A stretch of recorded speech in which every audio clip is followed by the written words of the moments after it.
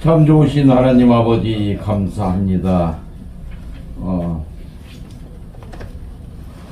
11월의 마지막 주 하나님 앞에 예배를 드리고 은혜 가운데 또 풍성한 말씀의 꼴을 나눌 수 있어서 감사합니다. 함께해 주시고 오늘 주시는 말씀이 주기도문에서 딜레마 하나님의 뜻에 대해서 지난주에 이어서 살피고자 합니다. 함께해 주시고 우리 사랑하는 성도님들이 이 뜻을 잘 알아서 주기도문을 암송하는데 기쁨이 감사가 넘치게 축복하여 주시옵소서. 감사하고 예수님의 이름으로 기도합니다. 아멘. 마태복음 6장 9절에서 13절이 주기도문이죠. 네, 저기 딜레마 뜻, 하나님의 뜻. 바울 서신에서 딜레마는 가장 자주 하나님의 뜻에 대해서 사용하겠습니다. 로마서 2장 18절에서 하나님의 뜻을 토라와 동일시한다. 그렇죠? 토라. 율법의 교훈을 받아 하나님의 뜻을 알고 지극히 선한 것을 좋게 여기며 율법의 교훈은 하나님을 어떻게 섬겨야 하는가에 대한 명령입니다. 따라서 본절에서 하나님의 뜻이란 하나님을 섬기는 것, 곧 하나님이 우리를 창조하신 목적이다. 목적. 율법학자는 그가 율법으로 하나님의 뜻을 식별할 수 있으므로 소경의 인도자가 될 수 있다고 생각하나 그의 가르침과 그 자신의 행위 사이에 존재하는 바로 그 모순은 하나님의 뜻을 아직도 이해하지 못하였다는 사실로 드러낸다. 그리스도는 새 세대의 여명이시기 때문에 마음을 새롭게 하는 것, 즉 성령을 받아 생각이 변화되는 것이 필요하다. 로마서 12장 2절이죠. 즉 이는 하나님의 뜻을 이해하기 위한 끊임없는 노력의 일부이다. 하나님의 선하시고 기뻐하시고 온전한 뜻 안에서 믿는 자들은 합당한 행동을 해야 된다. 이 로마서 12장 2절. 창조의 목적대로 살아가는 것이 하나님의 선하시고 기뻐하시는 뜻이다. 데살로니가전서 4장 3절에서는 하나님의 뜻은 사람의 성화이다. 하나님의 뜻은 이것이니 너희의 거룩함 곧 음란을 버리고, 여기서 하나님의 뜻은 우리가 육체의 소욕을 버리고 하나님의 말씀대로 순종하여 거룩함에 이르는 것을 의미한다고 그랬어요. 즉 하나님의 뜻은 창조의 목적을 말한다고 그랬어요. 로마서 2장 18절에 보면 율법의 교훈을 받아 하나님의 뜻을 알고 지극히 선한 것을 좋게 여기며 성도들이 회개하여 아무도 멸망하지 않고 마지막 날에 다 구원받는 것이다. 요한복음 6장 39절에 내게 주신 자 중에 내가 하나도 잃어버리지 아니하고 마지막 날에 다시 살리는 이것이니라. 이게 하나님의 뜻이라. 베드로후서 3장 9절에 아무도 멸망치 않고 다 회개하기에 이르기를 원하시느니라. 아멘. 하나님의 뜻. 딜레마 하나님의 뜻. 디모데전서 2장 4절에 하나님은 모든 사람이 구원을 받으며 진리를 아는 데 이르기를 원하시느니라. 데살로니가전서 5장 18절에서 하나님의 뜻은 항상 감사하는 것이다. 범사에 감사하라고 했잖아요. 이는 그리스도 예수 안에서 너희를 향하신 하나님의 뜻이다. 골로새서 1장 9절에 곧 골로새서 4장 12절에서 하나님의 뜻에 대한 지식은 성경이 주시는 이 지혜와 총명에 관계되어 있고, 즉 그것은 교리의 지식, 토라에 대한 성장과 관계되어 있는데, 관계되어 있지 않고 하나님을 아는 지식의 성장과 관련되어 있다. 하나님을 아는 지식의 성장과 관련되어 있다. 하나님의 뜻은 생명의 형상을 만든다고 했어요. 따라서 예수님이 그의 생애의 sacrifice, 희생제물을 되셨잖아요. 그것은 하나님의 뜻에 기초되어 있다. 그리스도께서 하나님 곧 우리 아버지의 뜻을 따라 이 악한 세대에서 우리를 건지시려고 우리 죄를 위하여 자기 몸을 들이셨다. 갈라디아서 1장 4절이죠. 그러므로 바울은 하나님의 뜻으로 말미암아 사도로 부르심을 받았고, 고린도후서 1장 1절, 골로새서 1장 1절, 에베소서 1장 1절, 디모데후서 1장 1절 다 사도로 부르심 받았다고 하나님의 뜻으로 말미암아 그의 사도직의 수행은 하나님의 뜻에 의해서 결정되었다는 거죠. 로마서 1장 10절이죠. 에베소 교회에서 축복의 주제는 전 인류와 우주 역사를 결정하시는 하나님의 구원하시는 의미인데, 이 행위로서 우리는 하나님의 넓으신 구원의 뜻에 맞추어서 아들들이 되도록 부르심을 받았고, 에베소 1장 5절이죠. 이를 위하여 우리에게 그의 구원의 신비를 드러내셨다. 에베소 1장 9절.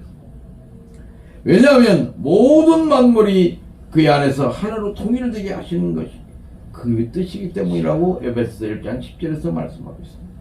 이러한 구원의 뜻에 기초하여 그의 백성은 그리스도 안에 있는 창조의 지혜에 대해서 그들의 눈을 떴는데, 이는 지금 유대인과 이방인으로 형성된 공동체 안에서 나타나는데, 이스라엘을 그의 자유로우신 예정 안에서 그의 기업이 되게 결정하시고 그의 모든 역사하심을 계승하도록 결정하신 것도 또한 그의 뜻과 일치한다. 일부는 칼빈의 종론을 부인하고 알미니안주의를 요즘에도 그 주장하는 자들이 있어요. 참 그렇게 공부를 하면서도 이게 머리가 안 들어. 넬레마 투 데우. 가사가 조금 풀렸어. 넬레마 투 데우. 이게 하나님의 뜻이거든요. 넬레마 뜻 투 데우. 하나님의 데우. 하나님의 뜻. 넬레마 투 데우. 여기에서는 하나님의 영원하시고 미리 정하신 구원의 뜻을 나타냅니다. 후기 사도들의 기록에서 넬레마는 의심 없이 하나님의 뜻에 근원적이고 결정적인 능력을 표현한다. 특별히 신의지의 능력은 히브리서 10장 7절에, 히브리서 10장 9절에 이하에서 예수님의 순 안에서 보여줬는데, 그리고 베드로전서 3장 17절에, 베드로전서 4장 19절에서 보여주셨습니다. 그것은 항상 믿부신 조물주의 뜻이다. 그러므로 하나님의 뜻대로 고난을 받는 자들은 또한 선을 행하는 그 가운데 그 영혼을 믿부신 조물주께서 부탁할지어다. 베드로 전서 4장 9절. 우리 주 하나님이여 영광과 존귀와 능력을 받으시는 것이 합당하오니 주께서 만물을 지으신지라. 만물이 주의 뜻대로 있었고 또 지으심을 받았나이다 하더라. 계시록 4장 11절. 인류를 향한 선을 도모하고 각 사람에게 그의 뜻을 수행하기 위해서 필요한 것은 갖춰주는, 즉 예수 그리스도로 말미암아 그 앞에 즐거워하는 것을 이루는 자의 뜻이라. 히브리서 13장 20절. 같이 지난주에 이어서 넬레마에 대해서 살펴보았습니다. 성경의 구절구절에 나와 있는 그 모습들에서 말씀을 보면서 특히 헬라어를, 이 넬레마를 그 뜻을 살펴보는데 아주 중요한 단어들이, 중요한 내용들이 포함되어 있는 것을 살펴보았습니다. 김경삼은 나와서, 그건 아니야. 아도니아 내 사랑. 나랑 같이 불러.